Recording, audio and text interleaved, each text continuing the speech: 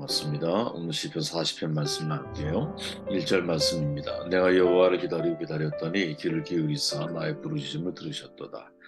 때를 기다리며 인내하라라는 제목이에요. 기다림의 중요성을 우리에게 설명해주고 있죠. 시편 40편은 다윗의 감사시로 분류가 됩니다. 표제어를 보니까 다윗의 시 인도자를 따라 부르는 노래라고 기록이 되어 있죠.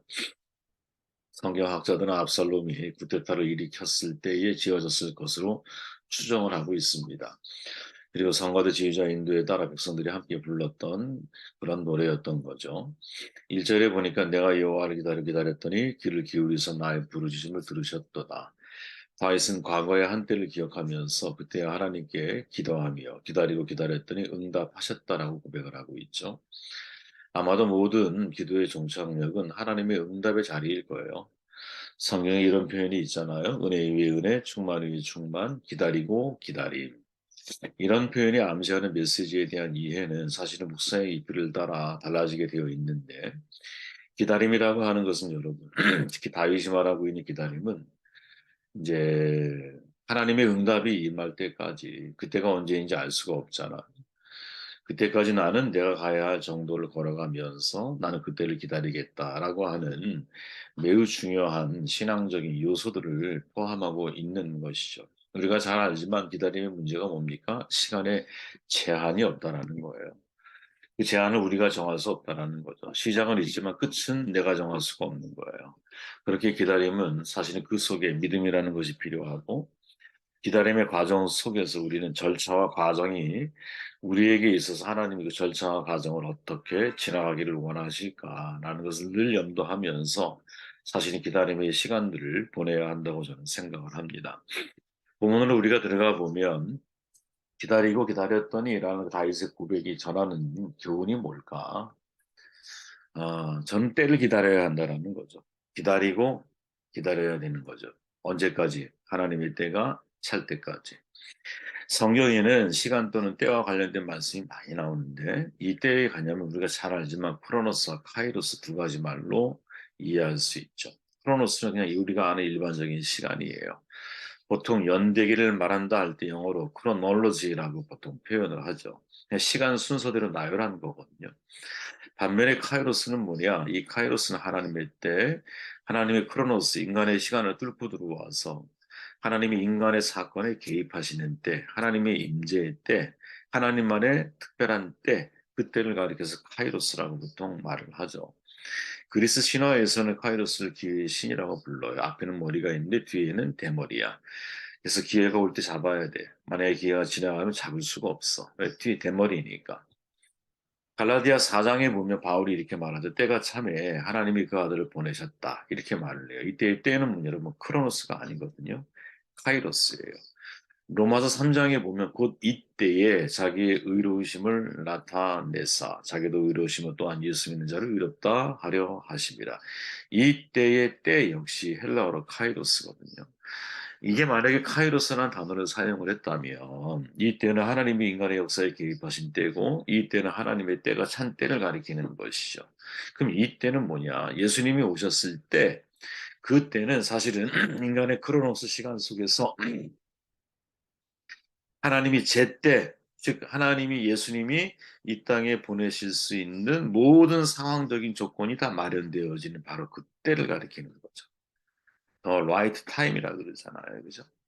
예수님이 이 땅에 오셨을 때 여러분 사실은 아무 시간대에 무작위의 시간대에 오신 것이 아니라 정확한 때에 이 시간에 오셨다라는 사실을 믿는 것 이게 사도 바울이 가지고 있는 카이로스의 중요한 개념 가운데 하나이거든요. 여러분 예수님의 명패 속에서 우리가 잘 알지만 3개 국어가 적혀 있었잖아요. 라틴어, 히라보, 히브리어로 쓰여져 있었거든요.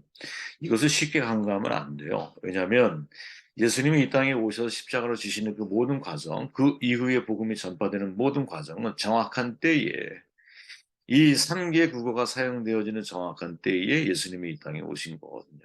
우리가 잘 알지만 예수님이 나실 당시에 지중해 모든 연안 국가들은 로마 제국의 통치권 안에 있었거든요. 팍스 로마나라고 보통 부르잖아요. 로마가 지배하는 그 속에 평화가 있다라고 사람들은 생각을 해.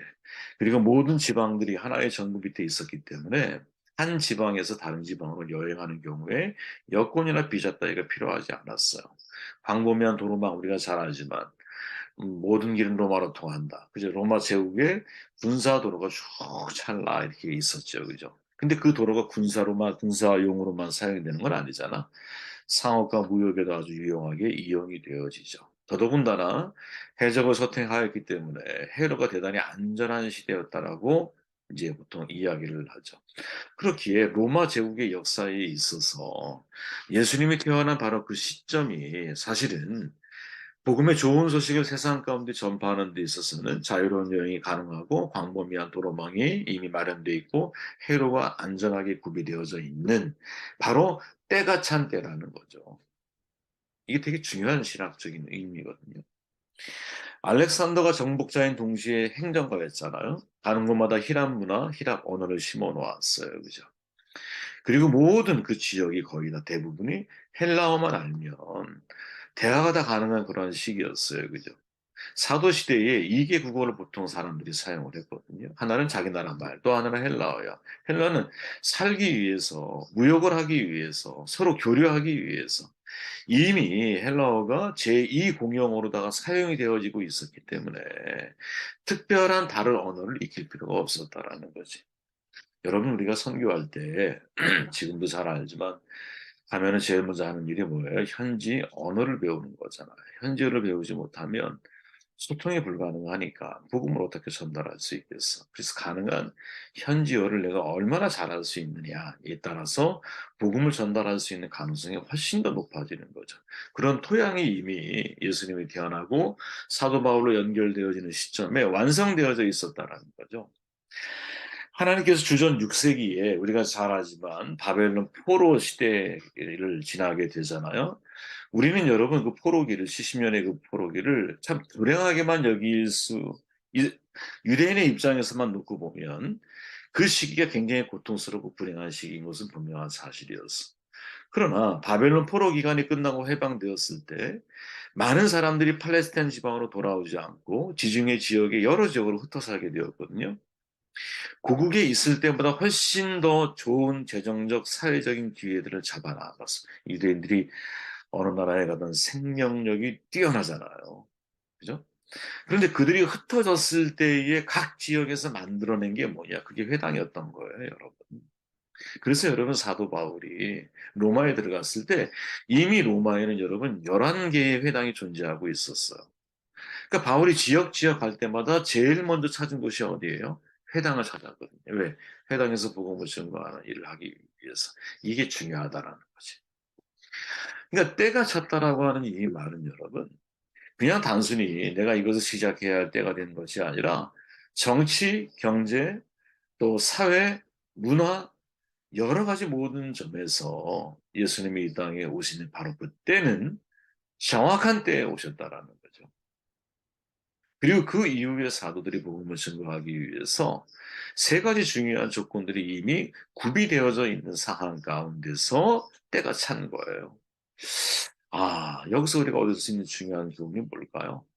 야, 이 하나님의 카이로스는 어, 내가 생각하는 시간대에 이루어지는 게 아니야. 하나님이 생각할 때 이때가 제일 정확한 때야. 그리고 그때는 여러분, 내가 그 일을 감당하기 위해서 모든 상황과 모든 조건들이 가장 적합하게 준비되어지는 때에 하나님이 역사하실 확률이 높다라는 거지. 그러니까 여러분, 우리가 우리의 때만 기다릴 게 아니라 내가 그 때를 위해서 얼마나 주변 환경들, 또 나의 어떤 준비되어져야 할 것들, 이 모든 것들이 다 제대로 잘 준비되어지고 있는가, 이거를 살피는 것이 훨씬 더 지혜로운 선택일 수 있다라는 거죠. 자, 기다리고 기다렸더니 다윗의 고백 전하는 또 다른 교훈이 뭘까요? 아까도 말했지만 여러분, 기다림의 끝은 응답이에요. 그죠? 근데 응답까지의 거리는 하나님의 카이로스, 즉 하나님의 때와 맞물려 있다라는 거지. 하나님의 카이로스는 여러분, 인간의 크로노스, 직선적인 시간 속에서 경험되어지는 것이기 때문에 예수 믿는 우리들이 이 직선적인 시간 속에서 하나님의 카이로스를 기다리며 살아가는 존재라는 거거든요. 그럼 생각해 보십시오. 우리가 살아가야 할 크로노스 시간에서 언제 하나님의 카이로스가 개입될지 우리는 몰라. 하지만 그 개입의 시기, 그 때라고 하는 것은 반드시 아까도 때가 참에 사도 바울이 고백했던 것처럼 내가 준비되어져야 할 것, 준비되어져야 할 모든 상황적인 것들이 다 스탠바이 된 다음에 하나님의 카이로스가 임재할 확률이 높다. 그러면 이 크로노스의 시간을 살아가는 우리들에게 필요한 게 뭐냐? 이게 절차라는 거죠. 저는 여러분, 이 절차와 과정이 정말 중요하다고 생각을 합니다. 한순간에 무엇이 완성되어지는 것은 없어요. 특히 여러분, 사람, 사명, 인격, 성품, 정말 인생의 소중한 것들은 여러분, 절차를 통해서, 과정을 통해서 준비되어지고 때를 만들어가는 거예요. 그러니까 하나님의 카이로스가 우리의 크로노스 속에 개입하기 전에 그 개입의 때를 우리는 알지 못하는데, 알지 못하는 우리는 어떻게 인생을 살아가야 할까? 절차를 중요하게 생각해야 한다는 거지. 여러분, 의사가 처방한 약도 순서가 있어요. 그 순서를 무시하면 우리 자신만 괴로운 거예요. 좋은 의사가 되려면 여러분, 대학을 졸업해야 되고요. 인턴 과정 거쳐야 되고, 레지던트 시설을 보내고, 전문의의 절차를 밟아야 되는 거예요. 한순간에 대학 졸업하고 점프해서 의사가 되는 경우는 없어. 1년 만에 속성으로 나온 의사, 여러분 믿고 여러분들의 몸을 맡기겠습니까? 목회자 속성으로 되는 거 절대 없습니다. 그래서 저는 여러분, 되도록이면 목회자 과정 받는 사람이 공부한다 그러면 그냥 공부만 열심히 하세요 라고 말을 해드리고 싶어요. 그리고 내가 어떤 사역을 하나 한다 그럼 사역만 진짜 그거 하나만 열심히 한 10년 정도 한번 해보세요. 이렇게 말하고 싶어요. 이제 저희가 청회에서 일을 하다 보면 속성으로 목사 안수를 받고 파송되어지는 그런 이제 예기치 않는 상황들이 벌어질 때가 있거든요. 근데 그때 여러분 뭐가 사실은 제일 염려가 되는가 하면 3년의 과정을 가지고 목사가 만들어지는 게 아니거든요. 제가 지나 보니까 그래요. 절차를 무시하고 여러분 1년, 2년, 3년 안에 내가 목사 안수를 받는다. 이건 사실은 되게 위험한 거예요. 본인에게도 그렇고 다른 사람에게도 그렇고. 야, 이게 우리야 뭐 저야 뭐 이제 사실은 목사 안수를 2번씩이나 또 받아 또 목사 안수 받기 전에 사역의 기간이 녹록치 않은 기간도 많이 있었고 과정을 다 이렇게 했는데 지나 보니까 그런 거예요. 야, 이게 절차가 정말 중요한. 절차를 무시하면 여러분 가짜가 될 확률이 높아요. 네. 공부에 왕도가 없잖아. 유클리드의 말이잖아요. 기하학에도 왕도가 없다. 전 정말 중요한 깨달음이라고 생각을 하거든요.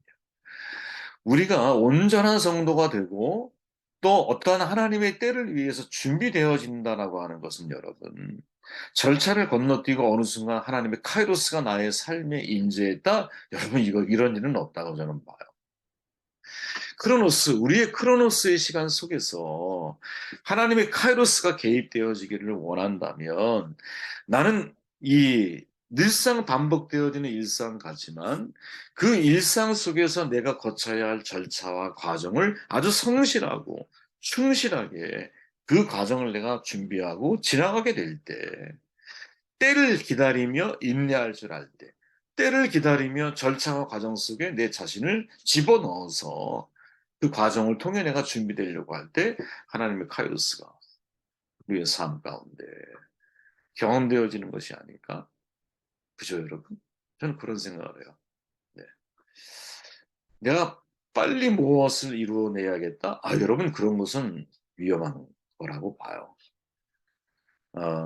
내게 주어져 있는 일상의 삶 속에서 내가 매일매일 하나님의 때를 기다리면서 내가 오늘 뭘 준비를 해야 할까? 오늘 어떤 절차와 과정을 내가 통과하고 거쳐가야 할까?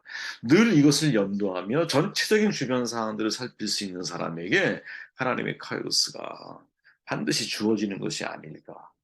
그런 생각을 해보게 되었습니다. 기다리고 기다렸더니 이 한 문장 가지고 우리는 많은 묵상들을 할 수 있다고 봐요. 하나님은 때를 따라 임재하시는 하나님이라고 믿습니다. 그때는 우리에게 주어져 있는 크로노스라고 하는 과정 속에서 절차와 과정을 성실하고 충실하게 잘 감당해 나아갈 때 어느 순간 하나님의 카이로스가 나의 삶에 개입이 되어져서 우리를 통해 당신의 뜻을 이루시는 도구로 하나님이 쓰시는 것이 아닐까.